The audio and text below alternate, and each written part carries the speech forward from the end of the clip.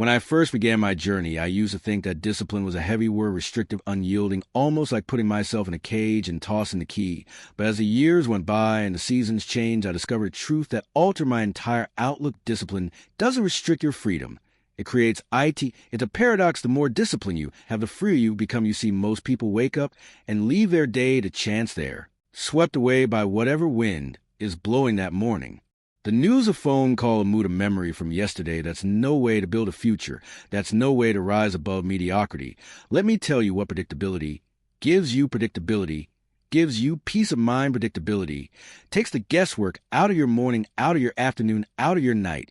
If you know where you're headed and you've carved out a path, you don't stand at the crossroads every single day wondering which way to go. There's no need for endless debates with yourself. You simply walk the path you've set. That's freedom. Think about the greatest musicians, the finest athletes, the most productive people you've ever admired. Did they achieve what they achieved because they had bursts of motivation once or twice a month? Or did they build systems, routines, habits so consistent and predictable they could execute even when the world was spinning, when their mood wasn't right, when the sun wasn't shining, when they didn't feel like it? Their routine took over. That's the power of predictability. I remember traveling from city to city, often tired, often far from home. But every day my suitcase was packed the same way, my notes prepared the same way, my schedule mapped out the same way. No confusion, no room for last-minute decisions. There's something liberating about not having to negotiate with yourself every morning. Should I do it? Should I skip? Maybe later. No. Just what's next on the list. That's the game changer. Most people are at the mercy of their feelings. They get up and ask, do I feel like it today? Am I in the mood to work on my goals? That's the surest path to disappointment.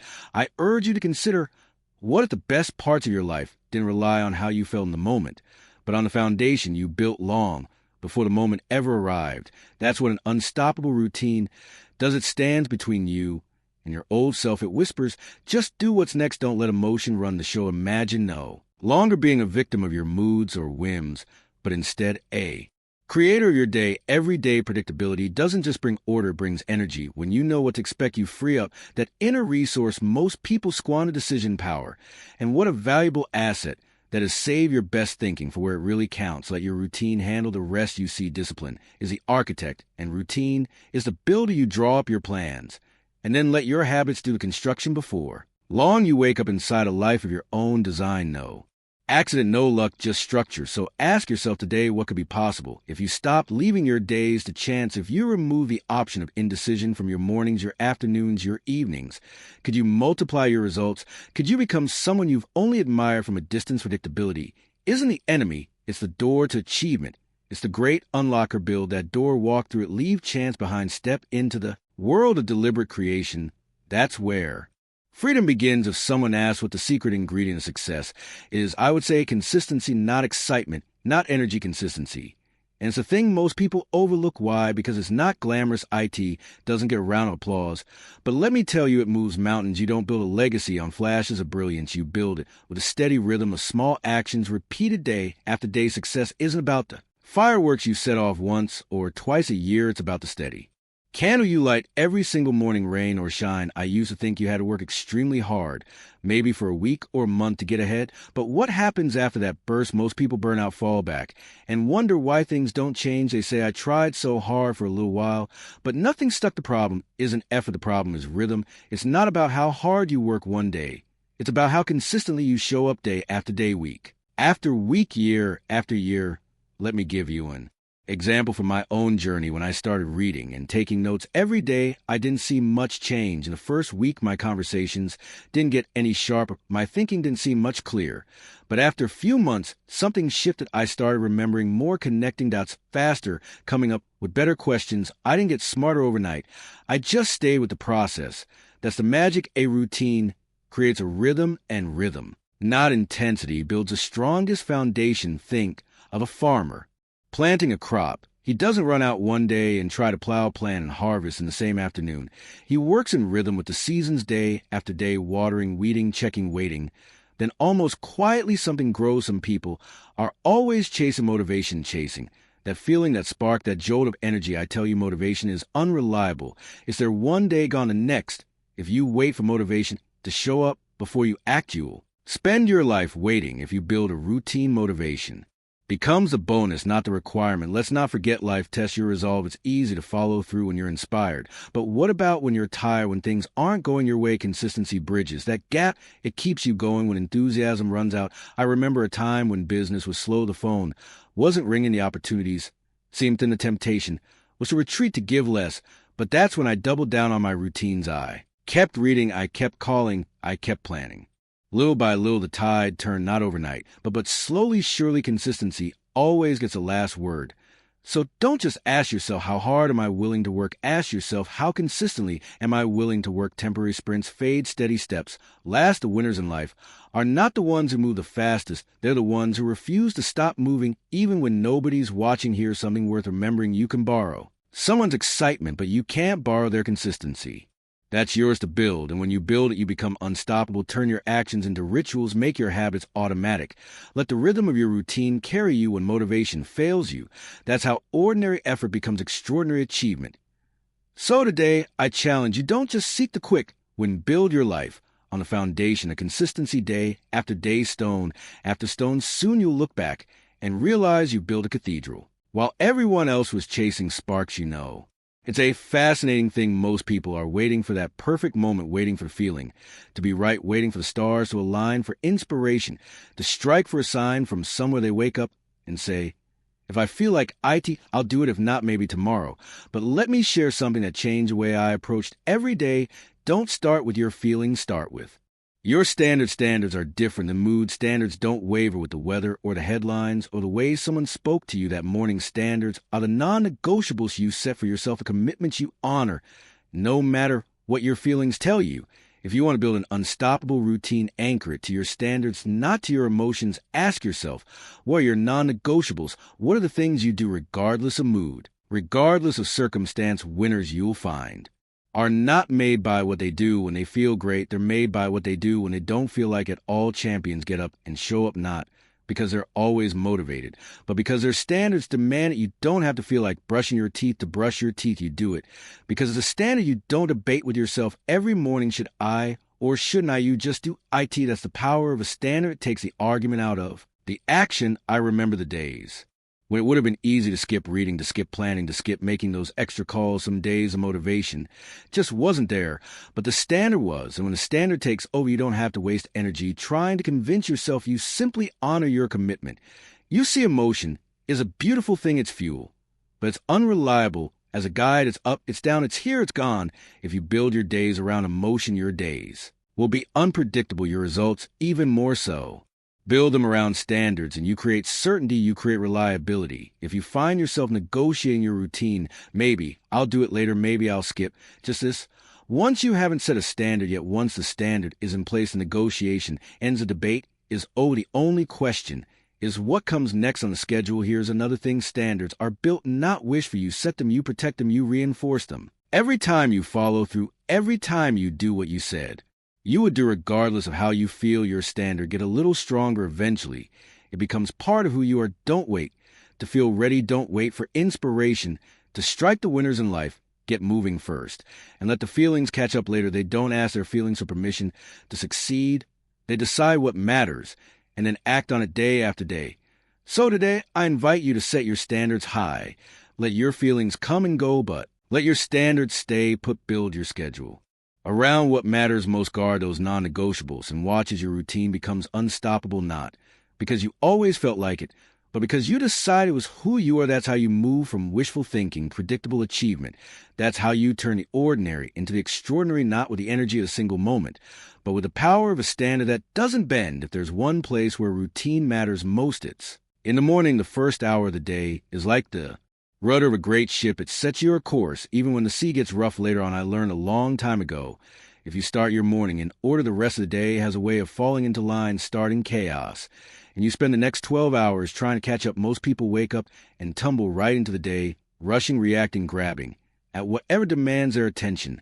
First the phone rings, the inbox fills up, the world starts making requests before you've even gathered your own thoughts. That's not a formula for productivity. That's a recipe for confusion. Order in the morning brings clarity by noon. That's why I've always been an advocate for beginning each day with purpose, not with noise, not with frenzy, but with a quiet focus. Sometimes it's reading a few pages of something inspiring.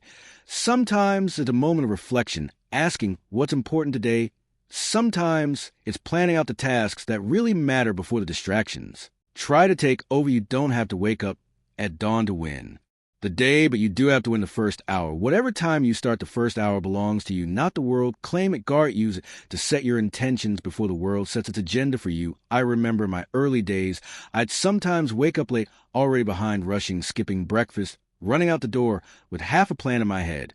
And by noon, everything was scattered, no focus, just catching up. IT wasn't until I started. Protecting my mornings and my whole routine changed. Even a few minutes of calm, a little bit of order changed the way I approached every challenge. So what can you do in that first hour? You can read something uplifting, not the headlines, but wisdom that strengthens your mind. You can write down your goals, remind yourself of what matters, review your plan for the day. You can sit in silence and let your mind settle before it's asked to solve problems. Whatever it is, do it on purpose. If the first thing you put into your mind is chaos, don't be surprised if confusion follows you through the day. But start with order, start with intention, and you'll notice something remarkable. Problems seem smaller, distractions seem less tempting, and you move through the day with greater calm and confidence. Guard your first hour like a treasure. Don't let the world steal it from you. That's your time to plant the seeds for the day. You want not just a day that happens by accident. The more intentional you are with your morning, the less you'll have to fix by the afternoon. Routine isn't just about what you do, it's about how you start. And if you begin each day with order, purpose, and quiet focus, you give yourself a tremendous advantage. That's how you become the architect of your day, not the victim of it. So tomorrow morning, before the world barges, and take those moments for yourself. Begin with purpose, and the rest will follow. Order in the morning, clarity by noon, achievement by night. One of the great challenges of the modern world is staying focused. The phone rings, someone knocks, the world tugs at your sleeve all day long. But if you want to accomplish something significant, you have to master the art of focus. That's where the power block principle comes into play. You see, the day is a collection of hours and minutes, but most people treat it like one endless jumbled stream. They bounce from task to task, from message to meeting, rarely settling into deep, meaningful work. Every time you switch gears, you lose a little bit of energy, a little bit of clarity, a little bit of time. Here's the truth. Deep work requires deep focus, and deep focus isn't something that happens by accident. It's something you plan for. That's why it's so powerful to divide your day into block segments, time carved out for one purpose, and one purpose only. I learned this lesson early on. When I first started in business, I tried to juggle everything at once: phone calls, paperwork, meetings, ideas. By the end of the day, I'd wonder where the hours had gone. Progress was slow. Frustration was high, but when I began to group similar tasks together, things changed. The fog lifted, my productivity soared. Here's how it works. Take a look at your day and break it into focused blocks of time. Maybe one block for creative work, another for calls, another for reading or study. Instead of multitasking, an illusion. By the way, you're single tasking, giving your full attention to one thing at a time. The real magic comes when you eliminate context switching. Every time you shift from one type of task to another, your brain has to catch up. It's like stopping a car and changing direction over and over again. You lose momentum. But if you stay with one category of work, you build speed, you go deeper, you get more done. This isn't just theory, it's practical. When you sit down for your power block, you turn off distractions. The phone goes silent, the door stays closed. You let the world know for the next hour you're unavailable. You'd be amazed at what you can accomplish. When you draw that line in the sand, you see willpower is a limited resource. If you're always fighting off interruptions, you wear down by noon. But if you design your day with blocks of focused work, you don't have to resist. Distractions are already planned out of your environment. Some people resist structure because they fear it will box them in. But it's the opposite. Structure creates space for real achievement. It frees your mind. It lets you dive deep in those power blocks. You're not just working, you're building something. You're making progress that sticks. So take a look at your own routine. Where could you bundle your tasks? Where could you defend a block of time for your most important work? Treat those blocks as sacred. Protect them fiercely. Let the world wait. When you adopt the power block principle, you begin to experience a new level of productivity. Less stress, more results, less noise, more clarity. And at the end of the day, you feel accomplished, not because you did everything, but because you did what mattered most. Remember, you don't need more hours, you need more focus. In the hours you have grouped your work, eliminate the switching. Let your mind settle into its best work. That's how you get ahead while everyone else is just getting by in. All my years of studying success and failure, I've noticed something fascinating. Not all habits are created equal. Some are small and simple, some make a ripple. But just a few, are like the Keystone, Indiana. An arch, put them in place, and everything else gets stronger, remove them. And the whole structure wobbles. These are what I call Keystone habits. They aren't always flashy or complicated, but they have a unique power when you hold to your Keystone. Habits, the rest of your routine almost builds itself. But let one slip and you'll notice the cracks appear everywhere. So what are these Keystone habits? They can be different for each person, but you'll recognize them because they make everything else easier. For some, it's exercise, a walk, a jog, a bit of movement each morning. For others, it's journaling or reflecting, taking the time to gather your thoughts before the world comes knocking. Maybe it's reviewing your goals, even for a few minutes, to remind yourself of the direction you're headed. In my own life, I found that a few simple routines anchored everything else. A few minutes of reading in the morning sharpened my thinking all day long. A moment to write down goals kept me on course when distractions tried to steal my attention. The act of reviewing the previous day's lessons turned small mistakes into big wisdom. Not a huge investment time, but the return was enormous. It's tempting to try to fix everything at once. Change your diet, overhaul your schedule, tackle every bad habit in one go. But real lasting change comes from protecting just a handful of these foundational routines. When those are in place, the rest follows naturally. When those falter, even the best intentions can't hold up the structure. You can spot your Keystone habits by noticing what happens when you skip to miss a workout, and suddenly the eating plan slides. Skip the morning review, and the whole day seems less organized. Stop reflecting, and the same mistakes repeat themselves. These habits aren't just another box to check. They're the glue holding your progress together. So my advice is this: identify your Keystone habits and guard them like treasure. If you have to compromise, let it be on the small things, not the habits that hold everything else in place. Make them your highest priority no matter how busy the day gets. When you do, you'll find it easier to build momentum, to recover from setbacks, to stay on track without constant struggle. And remember, Keystone habits are contagious. When you keep them, you start to pick up other good habits along the way, almost without trying. A powerful thing. So today, take a few minutes to reflect. What are habits that, when in place, make you feel strong, clear, focused? What are the first routines to fall when life gets busy? And what happens to everything else when they do? Write them down. Commit to protecting them. Keystone habits don't make you perfect, but they make you powerful. They give you leverage, and once you've built your routine on that solid foundation, you'll be amazed at how the rest of your life starts to rise. One of the greatest mistakes people make with routines is treating them like stone tablets, unchanging, set for life. But life itself is never static. Seasons change, circumstances shift. What worked last month might not fit next month. That's why a truly unstoppable routine is a living system, not a prison. You see, routine should serve you, not the other way around. It should help you adapt, improve, and grow, not box you and not stifle your creativity. If you ever feel trapped by your own routine, it's time to step back and ask, is it still serving my highest goals? I make a habit to review my routines every week. Just a simple process. Sit down with notebook, look at what worked, what fell off, what took too much time for too little return. No judgment, just observation. Where did the energy flow easily? Where did the friction show up? Did I let distractions sneak in, or did I defend my priorities? Well, sometimes you'll spot a task that doesn't need to be done at all. Other times you'll see that a new priority has emerged, something important that isn't getting the time it deserves. And just don't throw out the routine just because it hit a bump. Refine it, make it stronger. In business and in life, the winners are the ones who make small, regular improvements. The secret isn't perfection. The secret is iteration.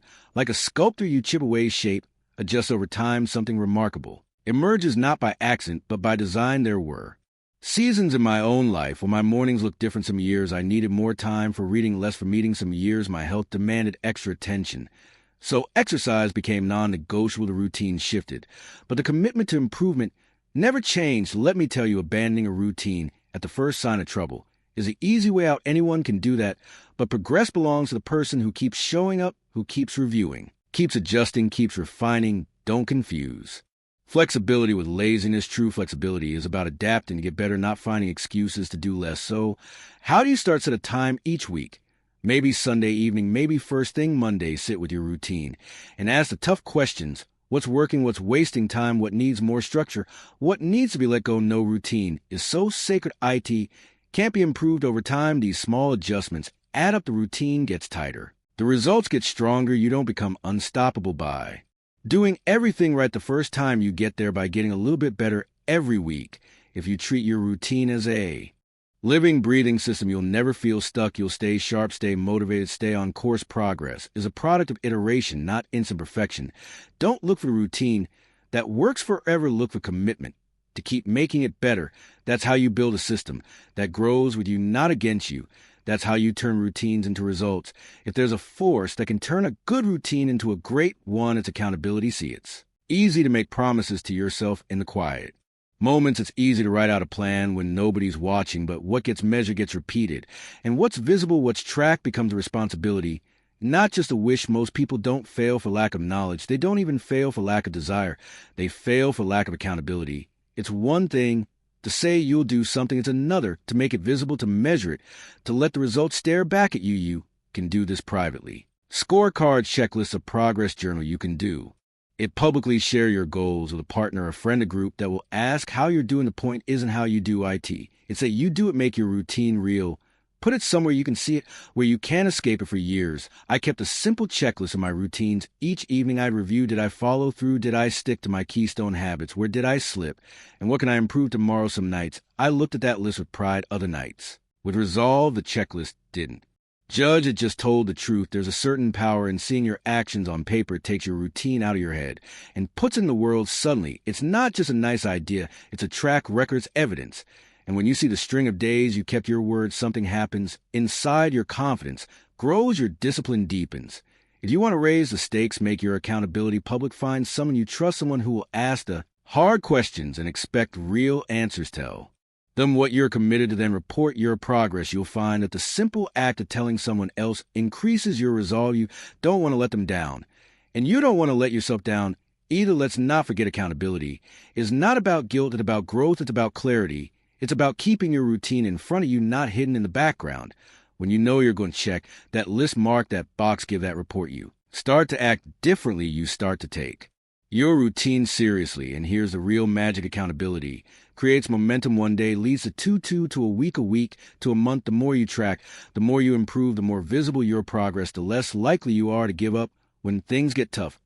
So today, ask yourself, how will you track your routine? What will you measure? Who will you tell? Don't just leave it to chance. Don't let your progress hide in the shadows. Shine a light on it. Bring out into the open. Let accountability become the trigger that transforms your routine from an idea into an identity. Remember, what gets measured gets repeated, and what's repeated shapes who you become. If there's one lesson I wish more people understood, it's this: rest isn't a sign of weakness. Rest is not the enemy of discipline. Rest is part of the routine, an essential part. Without it, even the strongest routine will eventually break down. Fatigue ruins consistency faster than any failure ever could. I used to think, if I could just push a little harder, sleep a little less, keep going while everyone else quit, I get ahead. For a while it worked. But then the days started to blur, decisions got sloppy, energy dipped, progress stalled. With a hard lesson, but a necessary one. Rest is not the absence of routine. It's what allows routine to endure. Think of any high performer, an athlete, a leader, craftsman. They don't go nonstop.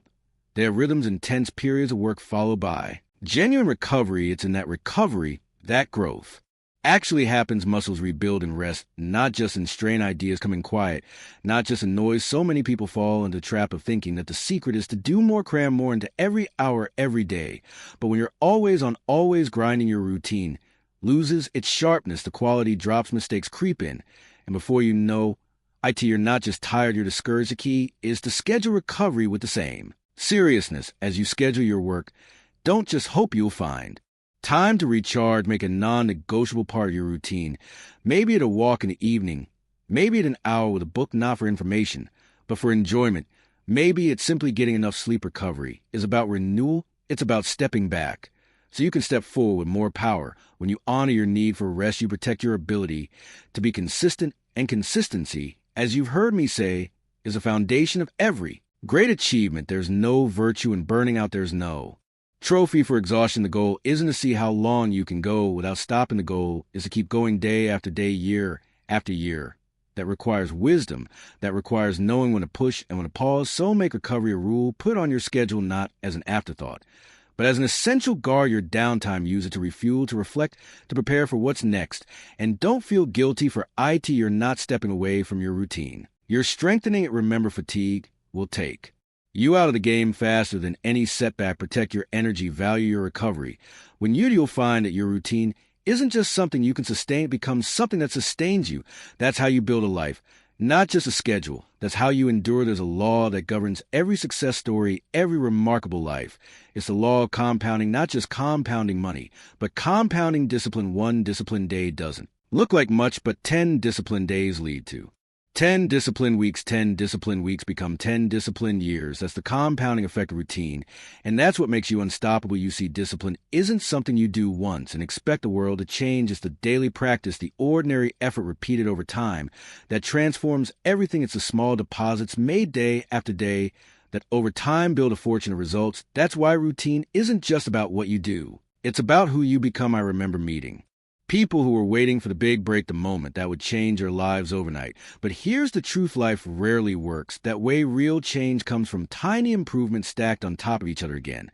And again, most people overestimate what they can do in a day and underestimate what they can do in a year or a decade. Take a look at your own life. Where did your best results come from? Was it from a single day of incredible effort, or was it from showing up, doing the work day after day when nobody was watching? That's the magic of compounding. Every routine, every discipline, every good habit you put in place today is a seed planted for tomorrow's harvest. Some people look for shortcuts. They want the secret that will let them skip the process. But the process is the secret, the daily discipline, the repeated effort, the willingness to keep going.